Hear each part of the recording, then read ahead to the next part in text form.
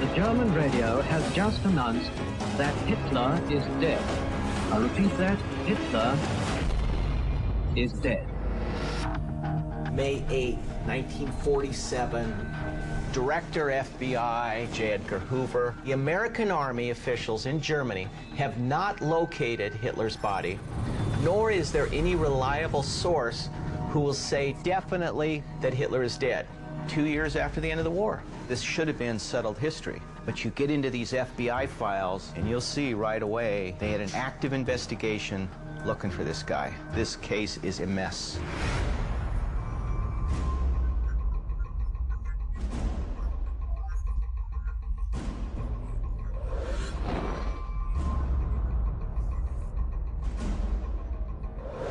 If you look at the FBI files, it throws open the investigation. Bob Baer, a 21-year CIA veteran and one of the most respected intelligence minds in the world, has dedicated his career to cracking some of the CIA's greatest enigmas and tracking fugitives like Saddam Hussein. Most people know me from the movie Syriana. The role George Clooney played was based on my life.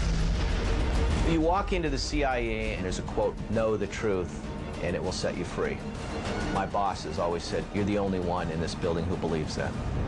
Narrative the government gives us is a lie. You can't tell people the truth because it scares them. And if they get scared, they can't sleep at night. And if they can't sleep at night, they get up in the morning and they vote you out of office. All the stories we've been told about Hitler's bunker, there's nothing to back it up. It's the biggest mystery of the 20th century. April 30th, 1945. With Soviet troops closing in on Berlin, Hitler and his wife, Eva Braun, are reported to have committed suicide in his bunker. May 2nd, Soviet troops storm Hitler's bunker, contaminating the crime scene and shipping his supposed remains to Moscow. The Russians were into full looting mode. They completely botched the investigation. We have no primary witnesses. We have no forensics. July 17th, 1945. At the Potsdam Conference, Stalin reportedly tells other world leaders he believes Hitler may have gotten away. These are very serious men who are very careful about what they say. 2009. A team of American scientists gets access to the remains that the Soviets claimed were Hitler's. A DNA analysis determines the remains belong to a woman. The forensics we do have make it look as if Hitler got away. So if you've got money and you know what you're doing, you can disappear. In 1945, people wanted the war over and nobody wanted to dig into what actually happened to Hitler. 2014. The FBI declassifies files regarding Hitler's death, opening the door to what could be the biggest cover-up in history. In these files, there are thousands of leads. This is report after report after report.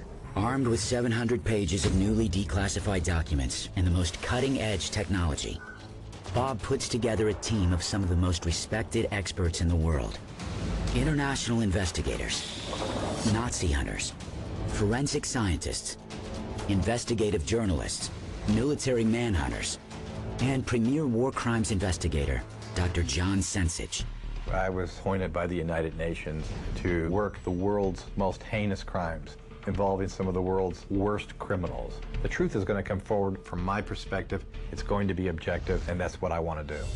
We are not going to make our conclusions in advance. If you can provide me the evidence he died in that bunker, I'll be as happy as if he got away. I just want to do the definitive investigation on Hitler and for once and all, settle this damn thing.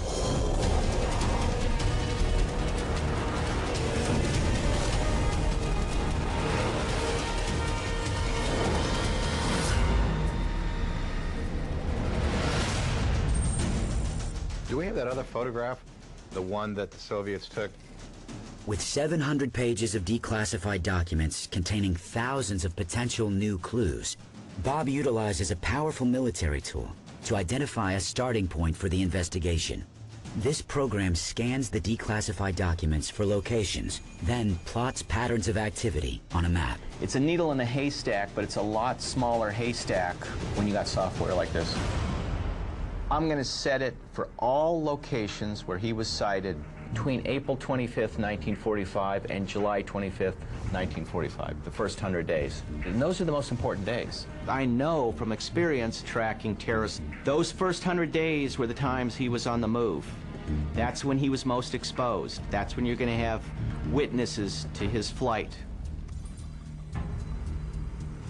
Look at Berlin. Look at Spain.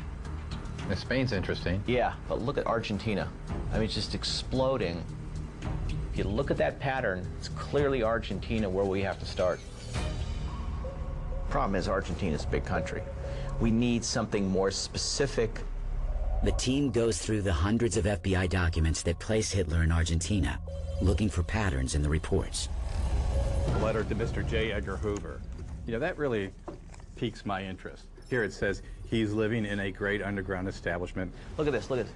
Here's a second FBI document, different sourcing. Look at this. It's August 11th, 1945. Hitler is in Argentina. He is living in a great underground establishment with hundreds of Nazis, 675 miles west of Florianopolis, 450 miles north-northwest from Buenos Aires. If it's one report, yeah, so what? But when you got two, it's something. Bob cross-references the two coordinates mentioned in the FBI files. The computer identifies a GPS intersection in the middle of rural Argentina.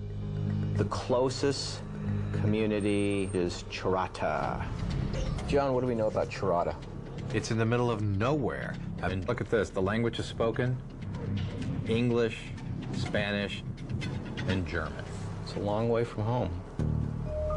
You have to see if, in fact, there was a German community out there, which will start to give substance to this FBI report. If we get out there and it's just a bunch of Argentine farmers who don't even know where Germany is, never heard of it, then we got a problem. The first phase of this investigation is to pressure test the FBI files. Only once do you get on the ground can you actually start to corroborate information. There's usually some piece of it that's true and other pieces that are not. It's now time to put boots on the ground. Chorata's our place. Bob has assembled a team of international experts in Argentina to tackle the first leg of the investigation. Tim Kennedy, Special Forces, spent a career in the military tracking high-value targets, Iraq, Afghanistan, cartels. He knows what he's doing. I have hunted high-value targets like bin Laden for 15 years. There's nobody on the planet that could do this better. I have access to new technology that is enabling us to look at something that's 70 years old and breathe new life into it. Gerard Williams, investigative reporter, great reputation, BBC, Reuters, dedicated a decade to studying Nazis in South America. He's the kind of guy I need to sift the evidence to tell me whether we're on firm ground or not. I was in Argentina on a story, and I came across this idea that Adolf Hitler had escaped to Argentina on a submarine.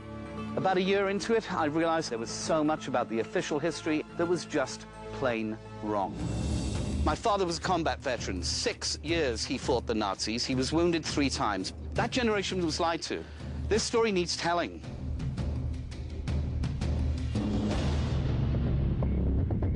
Finally, Steve Rombaum, Nazi hunter, he's tracked more than 170 of these guys in remote, tight-knit communities all around the world. If you are a war criminal, this is your last chance. It won't be the first time or the 500th time that I've gone into a hostile environment to get these guys. I'm not intimidated. They're a lot more afraid of me than I was of them. The team hits the ground in Chorata. They focus their search for people that could have provided a support network for Hitler in this area. We're trying to find information out about German people. You can put Hitler in a bunker, you can put him in a farm, you can put him in a hayloft. What matters is having known associates that can support his movement and protect him. We were very effective in doing that in catching bin Laden. We were able to track his informants and his couriers and how he was getting information out and getting information in. The team gets a crucial lead. The name of Chorata's oldest living German resident. A man who may have been witness to Nazi activity in the area 70 years ago.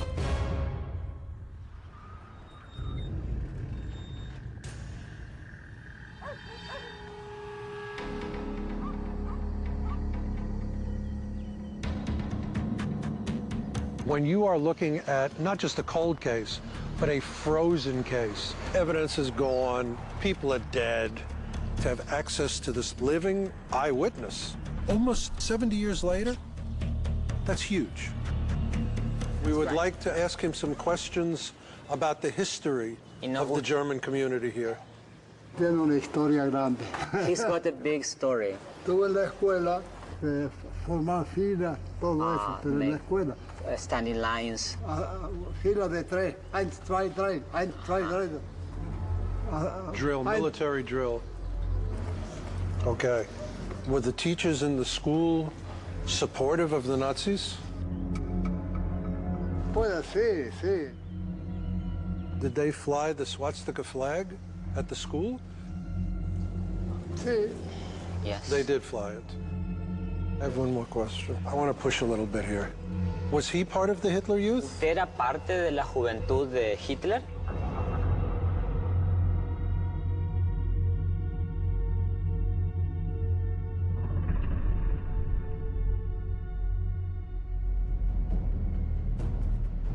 I never even imagined that I would come and talk to people about something that occurred 70 years ago, and I would see anxiety, reservation, fear, but that's how it is.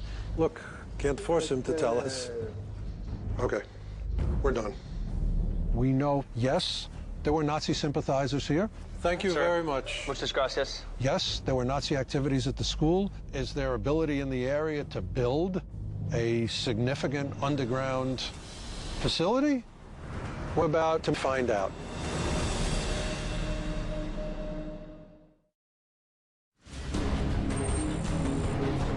This case is 70 years old. It's the biggest mystery of the 20th century. With the release of 700 pages of recently declassified FBI files, CIA veteran Bob Baer and war crimes investigator John Sensich reopened the case into the death of Adolf Hitler. There's no decent forensics. All the witnesses are dead. There's no fingerprints, and the forensics we do have make it look as if Hitler got away. If someone from Hitler's family came forward and tried to cash in on an insurance policy, no life insurance company in the world would have paid out. The investigation begins in Argentina, where 2 FBI files place Hitler living in a bunker near a rural farm town 3.5 months after his alleged death. Look at this, look at this. Hitler is in Argentina. He is living in a great underground establishment. Chirata's our place.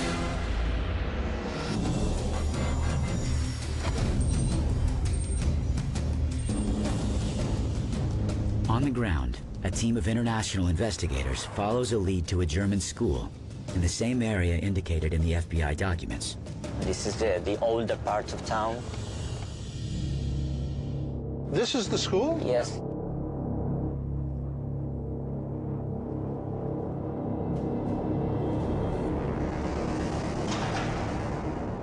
Check this place out. It's a big school.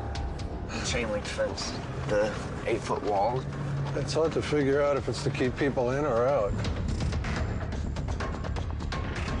You build things particular ways, and you build them in particular places for very specific reasons. And I immediately recognized that the similarities between this school and military bases are very, very, very close. Big playground. You could probably have 100 people goose-stepping across this lawn. Here, boys ages 14 to 18 trained to be Nazi soldiers.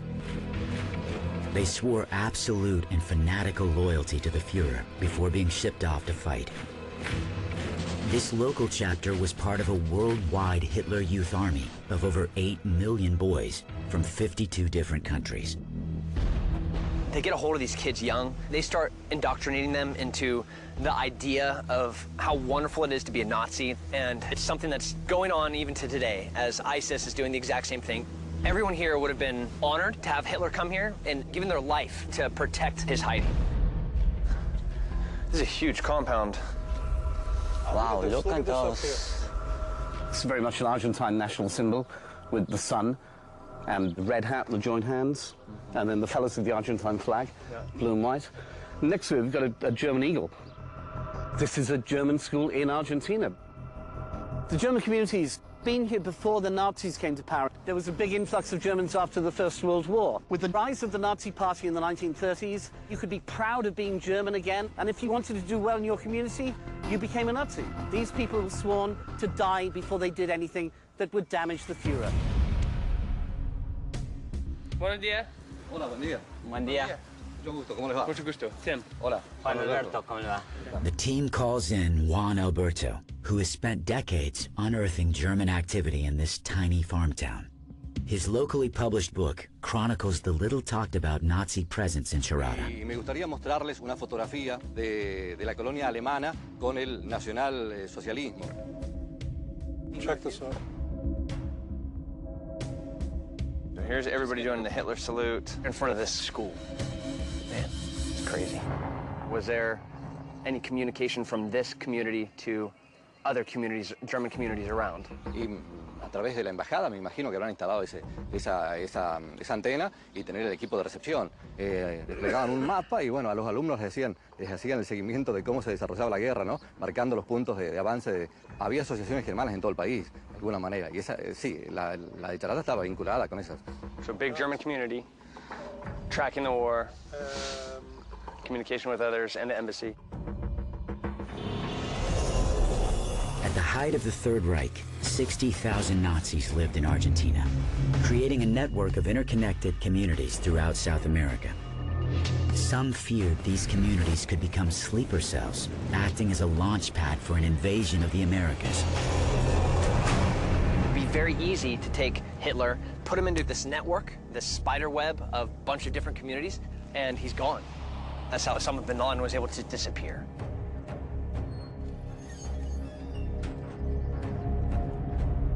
The team works their way through the rest of the school in search of any clues that could tie this location to an underground bunker in the area. Okay, let's look at the books. This is all entirely in German. See if you find anything that looks like Mein Kampf. Oh, look at this. Who was Carlos Buck? Or those initials are on a whole bunch of books in here. Carlos Buck? Carlos Buck era un comerciante fuerte en Charata y es el que impulsó la última etapa de la escuela alemana. Does he know anything about any underground structure, any hidden parts of the school? En la escuela no. En 1970 se descubrió un sótano en una chacra al oeste de Charata, del radio urbano. Okay. He write about all that stuff? It's mentioned in his book. Chacra de una familia alemana. Descubrieron, vieron que había armas, había estandartes, había bibliografía. There is a FBI memo that there was an underground bunker here. Now, this guy who is a historian, pretty darn credible one, who literally wrote the book on Germans in this town, tells us the exact same thing.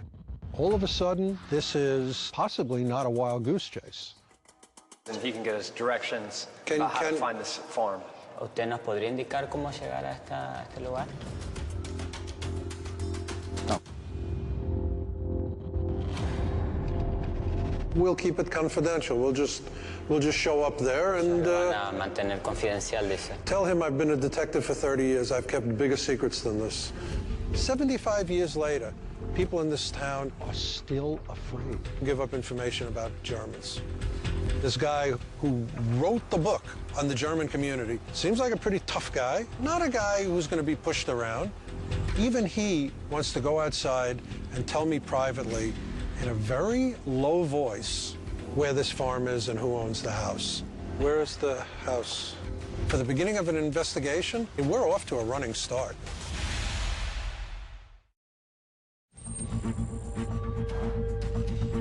Look at this, look at this. Hitler is in Argentina. He is living in a great underground establishment.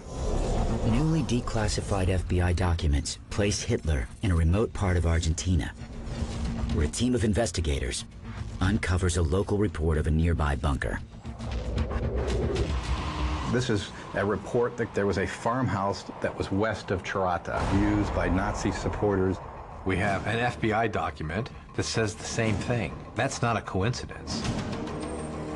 While Gerard combs through the archives for any reports of Nazis operating in Charata, Tim, Steve, and their translator head deep into the countryside in search of the underground bunker.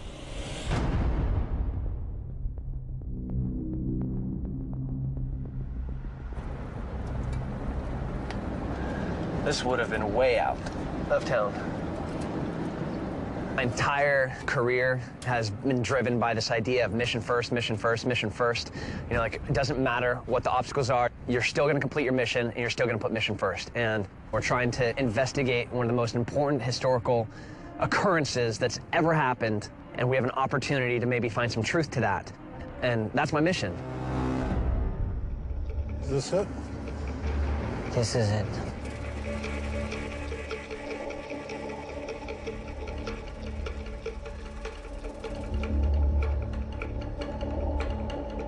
You know, you hear the expression in the middle of nowhere. This was in the middle of nowhere. If you're looking for a clandestine activity for the Nazis in this area, man, this is the perfect location. Your nearest neighbor is 5–10 miles away.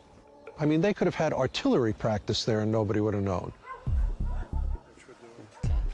Buenas tardes. ¿Cómo le va?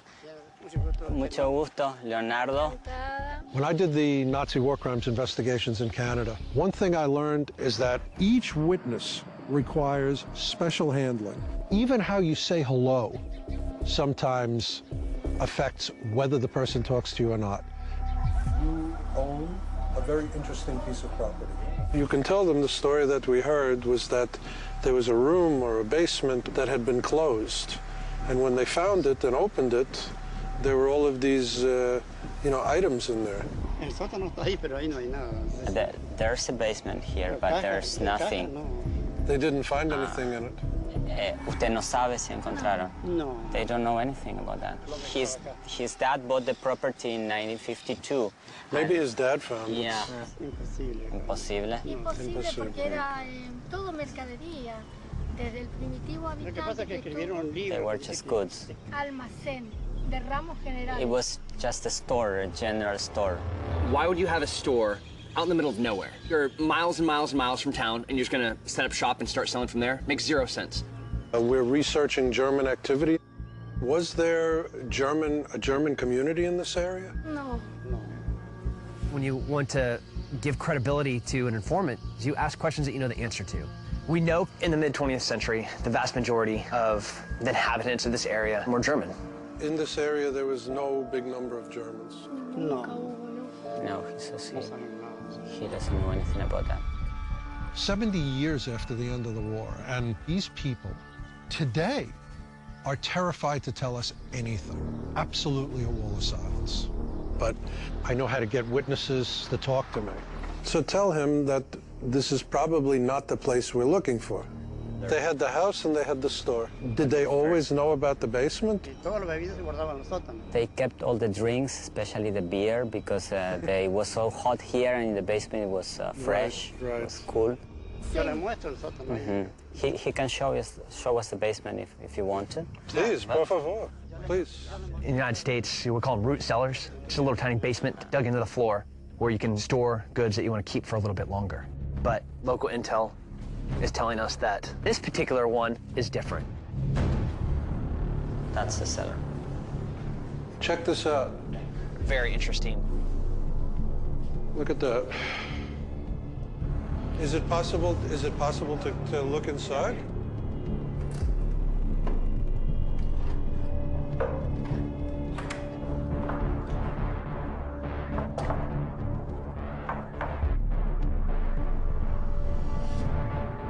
This is very unusual in this part of Argentina, right? Yeah. Okay.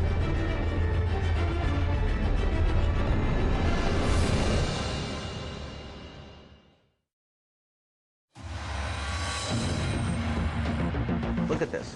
Hitler is in Argentina. He is living in a great underground establishment.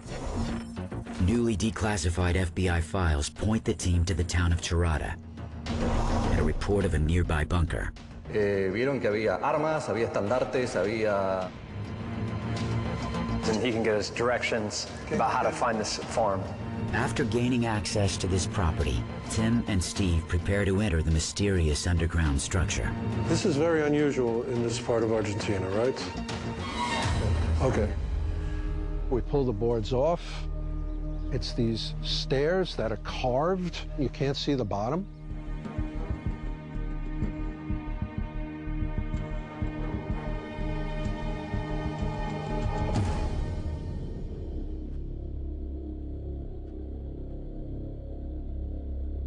You know what? This is terrifically well constructed. Look at the walls. This is not packed dirt. This is actual, you know, man-made walls. My expectation of a root cellar underneath a farm was going to be, you know, some shoddy mud type support with maybe some wood beams and a dirt floor. Couldn't have been further from the truth. The construction was very, very well made walls with brick and cement and gigantic thick overhead beams with tile on top of it. Wait a second. Check this out. Holy. Yeah, it's a air shaft? Yep. The bunkers that I've seen when we were in Baghdad, Iraq, have subterranean features that looked very similar to this site. This is actually well designed for ventilation. You always have to have two of them. You have to create a draft. And that's what this side is right here. Very suspicious. Storage cellars were common in South America during the 1940s.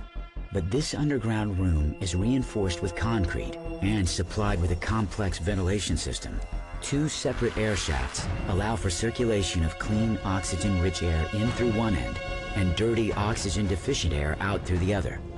This engineering would allow humans to breathe underground for up to months at a time.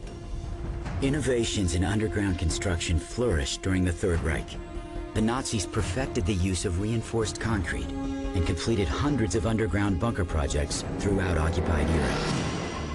I gotta tell you, this is a hell of a little room here.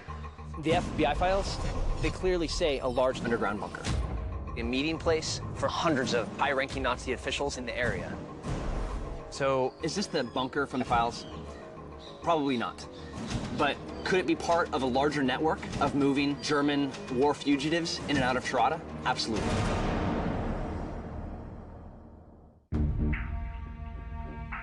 Back in town, Steve and Tim meet with Gerard, who has uncovered a massive clue. I've been digging as well, found what can only be described as a biblical listing of important Nazis in Argentina. This is from the military attaché, American U.S. military attaché. It's come straight out of the German embassy files. The following list represents those, quote, good Nazis in the provinces, who can always be depended on to contribute to various Nazi funds and to spread Nazi propaganda. We have here one of the most important Nazis in Chaco province, the man from the school, Carlos Buck. There's a U.S. Army military intelligence document that tells us Carlos Buck, also known as Karl Buck, German national, very involved with the German school, is a known Nazi agent in Tirana, Argentina. Carlos Buck owned property in the greater Tirana area, and specifically downtown. There could have been a basement or an underground area beneath Carlos Buck's property. Okay. The first things you have to look at, what support structures in place that could enable somebody and facilitate them to run and hide. We were very effective in doing that in catching bin Laden. Hitler could have been enabled here by Carlos Buck. I have a buddy that I was in the Army with. He was in military intelligence while he was in the service, and now he works for a company that does ground penetrating radar. This thing can penetrate the ground up to 30 feet. Anything that's hidden underground, I mean, even bodies. I mean, this really is the center of the local German activity. We got to go visit this place. Find me a bunker. Let's go take a look.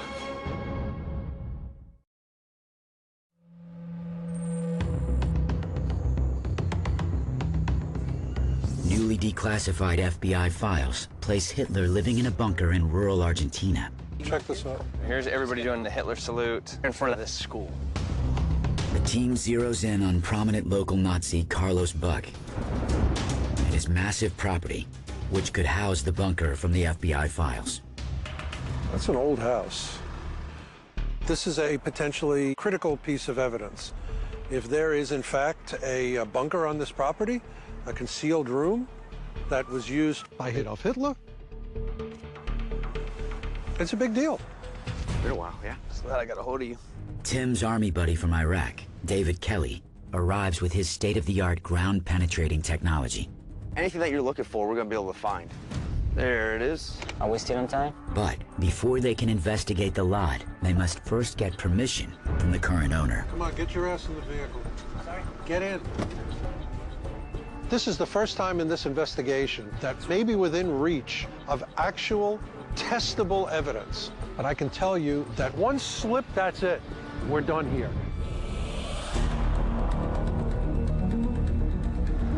All right, Leo, you need to say what I say in the same tone. Yeah. You need to generate the impression that I'm a serious guy. I've done this 1,000 times in 1,000 places. Okay. Trust me. I trust you completely. Right here. Okay, just you and me, Leo. Let's go.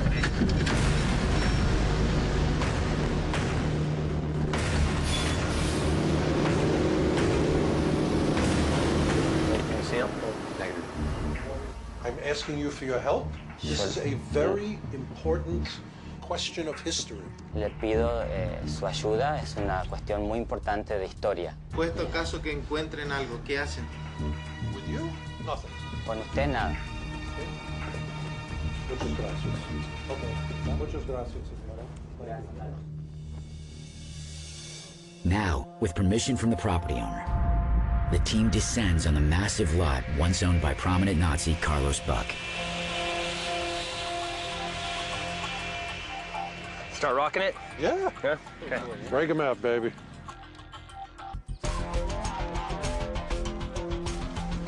Find me something, man. If it's there, I'll find it. We're digging into a 70-year-old cold case using something that moves around like a lawnmower. It's really calm. But ground-penetrating radar is a remarkable tool. Every step that you take, you get a snapshot of what's underneath your feet. It can seed through 20, 30 feet of dirt and rock to see what's underneath it. Ground-penetrating technology is so powerful that it's trusted by the U.S. military to locate buried IEDs in life-and-death situations. This state-of-the-art equipment sends pulses of energy into the ground, measures the time it takes for that signal to return to the surface, and creates an image of what lies deep below. Nothing really in this area over here. Just really consistent, really mellow, nothing happening. No bueno? Yeah, no bueno. I'll keep scanning through it.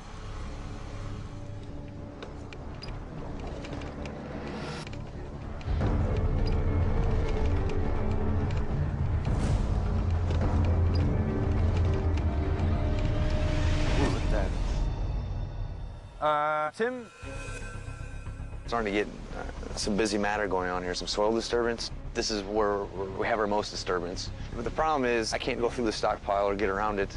So it's possible there's something here, and right as you're coming up to it, it's kind of... Yeah, if I could push it just a little bit further, we could see more and get a better understanding of what's going on below the surface. Find me a bunker? I'm actually finding areas of interest by the cinder block. Yeah, you can see da-da-da ends. Yeah. Great. We're surveying the property, and we find one little blip that looks like the beginning of an entrance. And 1 foot later are 5 tons of bricks just sitting there, covering whatever that little anomaly is the edge of. And we can't get to it. Okay. The best approach for this is actually rolling right over top of it. Is that an option? You know what? It's not an off-the-shelf application or option, but I think at this point, we worked so hard to get in here, we should give anything a shot. In my long military experience, you can have the best plan in the world, and once the first gunfire goes off, it changes everything. And your ability to adapt is super important. That's no different here. We came to a roadblock, but ultimately, we have to be able to be flexible and execute regardless. Let me try something. David Kelly adjusts the settings on the ground-penetrating radar. The device can now look beyond the interference of the cement blocks and penetrate the ground beneath them. Now I'm starting to pick up activity. Seriously? Yeah, and that's definitely an area of interest down here. In any investigation, there are very few moments that I know are going to be definitive. This is going to be one of them. This is kind of freaking me out.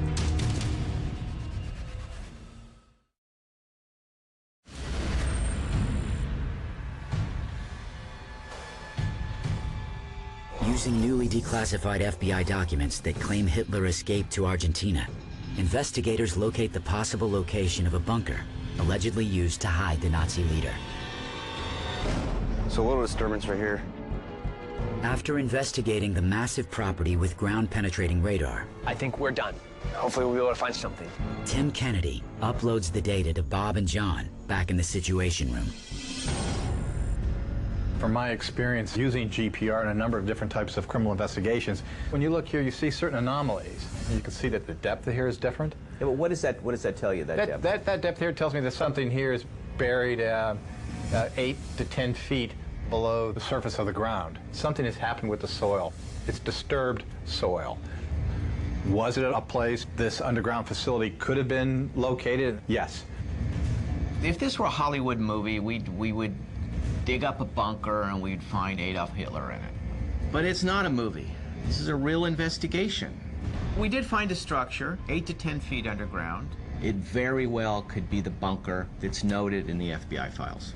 But this is private property. We're just not going to get permission to dig there. We know for a fact that we have enough evidence and enough information to move this investigation forward. There are things that existed in Chirata that were also important.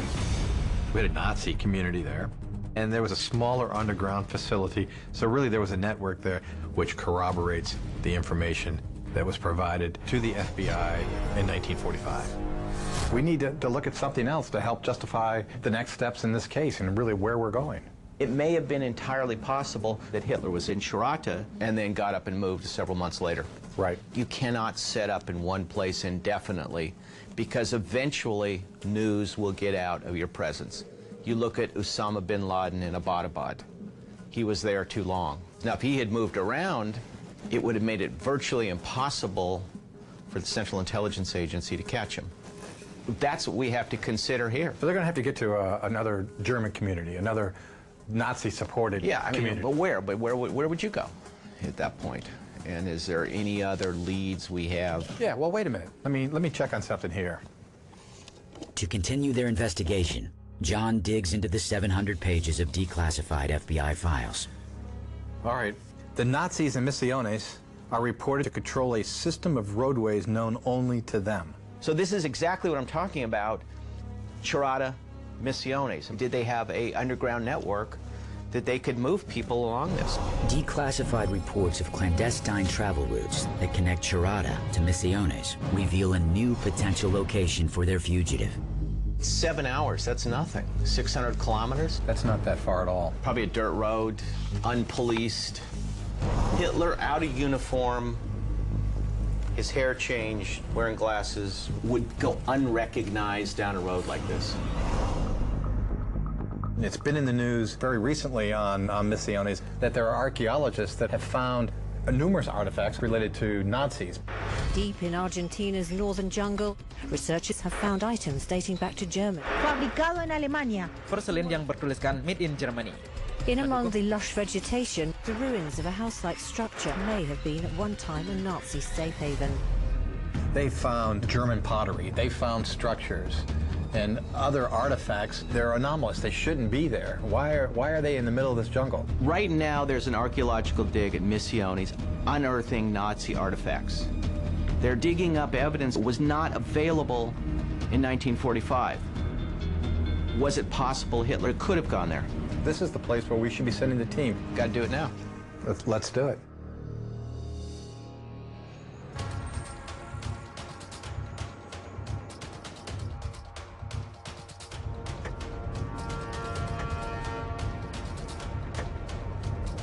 How does somebody live out here?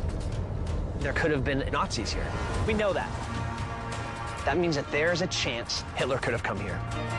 This investigation, it's red hot right now. It could be completely blown open.